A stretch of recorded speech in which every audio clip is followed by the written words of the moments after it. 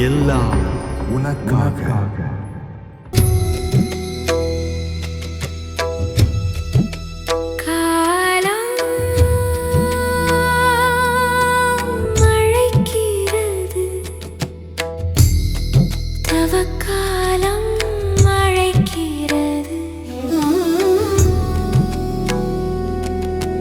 மன்னக வாழ்வின் உன்னதமுணரு விண்ணக வாழ்வை மண்ணிலும் கொணர.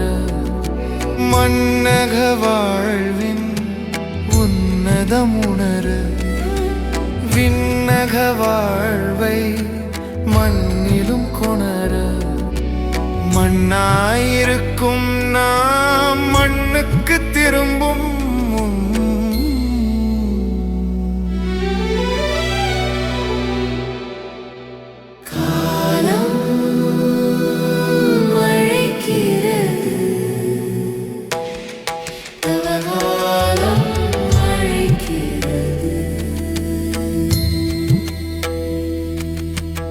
இயேசுநாதர் இறைவாணன், இறை தந்தையின் திட்டத்தை நிறைவேற்றியவர்.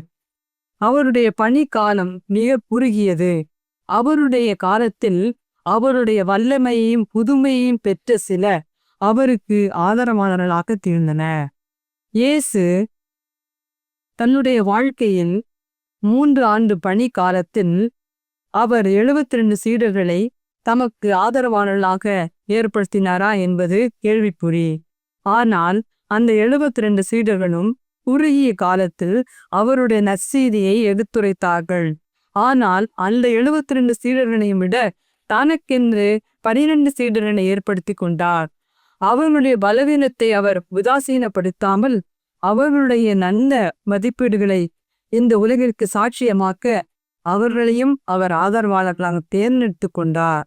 அது மட்டுமல்ல, இயேசுவின் காலத்தில் பெண் சீடர்களும் இருந்தார்கள் என்று லூக்கா நற்செய்தி 8ஆம் அதிகாரம் குறிப்பிடுகின்றது. அதாவது பெண் சீடர்கள் மரிய மதலைனாள், மார்த்தாள், மரியாள், இன்னும் பல பெண்களை நாம் அவருடைய ஆதரவாளர்களாக கொள்ளலாம். அவர்களும் ஆண்டவருடைய வார்த்தையை கேட்டு அதன்படி வாழ தங்களுடைய வாழ்க்கையில் முயற்சி எடுத்தார்கள். மேலும் அவருடைய சிலுவை பயணத்தில் அவருடைய தாய் முதல் ஆதரவாளர். ஏனெனில் எந்த ஒரு தாயும் தன் மகன் சிலுவை சுமந்து செல்வதை பொறுத்திருந்து அதை ஆழ்ந்து சிந்தித்தவளாய் அதற்கு மிகவும் துன்பத்தோடு அந்த துன்பத்தை இன்பமாக காட்டி அந்த துயரத்தை மகிழ்ச்சியோடு இறை திட்டமாக ஏற்று இயேசுவின் ஆதரவாளராக திகழ்ந்தார். மேலும் அந்த சிலுவை பாதையின் பயணத்தில் வெரோனிக்காள் இயேசுவின் ஆதரவாளராக திகழ்ந்தாள்.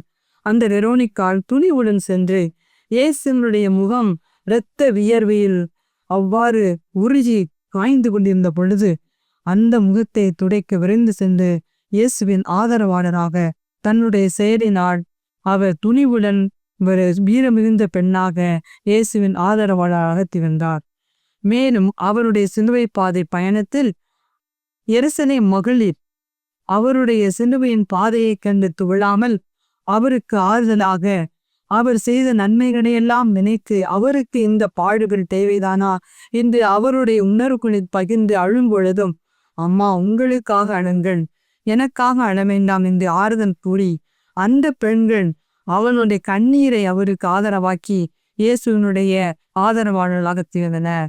இறுதியாக சிலுவையின் அடியில் இயேசுவின் தாய் மரியாளும் கிளியோப்பாவின் மனைவியான மரியாளும் இறுதி வரை அவரோடு இருந்து அவருடைய ஆதரவாளர்களாக திகழ்ந்தனர். அன்பார்ந்த உள்ளங்களே, நாம் இயேசுவின் ஆதரவாளர்களாக வாழ துணிவோம். அவருடைய மதிப்பீடுகளை நமது வாழ்வாக்கி இறை சாட்சிய வாழ்வை மற்றவருக்கும் எடுத்துக்காட்டாக உதாரணமாக வாழ்ந்து காட்டி உங்களுக்கும் நீங்கள் அவ்வாறு வாழ வேண்டும் வாழ்த்து கூறி விடைபெறுகின்றேன். மனதை திறப்போமா, மௌனம் களைவோமா, மனதை திறப்போமா, மௌனம் களைவோம்.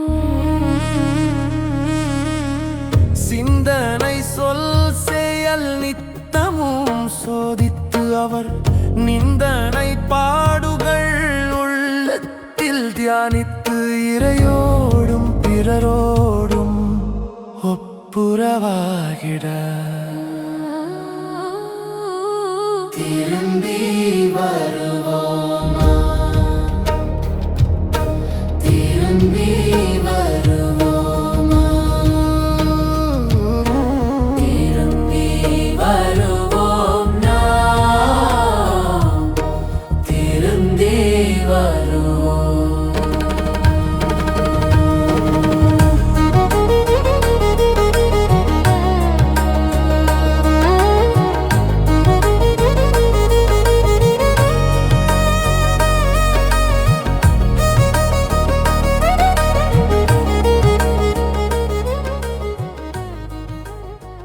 எல்லாம் உனக்காக